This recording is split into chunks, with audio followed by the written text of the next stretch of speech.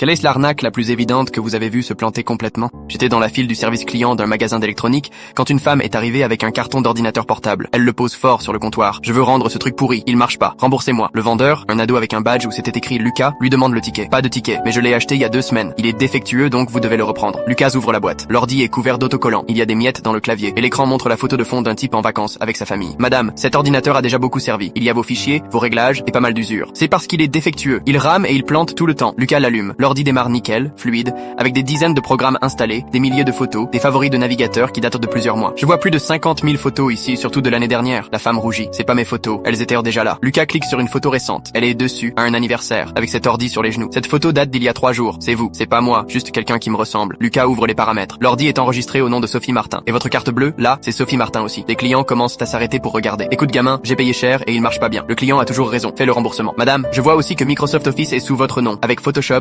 Netflix connecté à votre compte et Chrome rempli de vos mots de passe. Il continue. Vous avez même un dossier CV Sophie et un roman fini hier. La femme souffle. Bon, ok, je l'ai un peu utilisé, mais il rame. Lucas ouvre le gestionnaire de tâches. Vous avez 23 programmes qui se lancent au démarrage, dont 3 antivirus qui se bloquent entre eux. C'est ça qui le ralentit. Un gars derrière moi rigole. En gros, madame, vous avez bourré l'ordi de cochonneries et maintenant vous râlez. Lucas reprend. Vous avez téléchargé 127 films, rempli 95% du disque et j'ai trouvé un dossier recherche nouveaux ordi avec des modèles 2 fois plus chers que celui-ci. Des gens sortent leur téléphone pour filmer. Madame, cet ordi est votre machine principale depuis au moins 8 mois. Vous avez écrit un livre dessus, fait vos impôts et stocké vos photos de famille. Vous ne pouvez pas le rendre. Je veux voir votre responsable. C'est de la discrimination. Lucas sourit et montre une femme juste à côté. C'est elle. La responsable avance. Madame, j'ai tout entendu. Ce que vous tentez est une fraude. C'est enregistré par nos caméras. On a vos aveux. Vous devez partir. La femme reprend son ordi et se dirige vers la sortie. Votre magasin est nul. Lucas l'interpelle. Madame, pensez à désinstaller vos antivirus, sinon le prochain ordi sera aussi lent. Toute la zone éclate de rire. La responsable tape dans la main de Lucas. Parfait, tu as géré. Elle pensait vraiment que je savais pas lire la date des fichiers. J'ai dit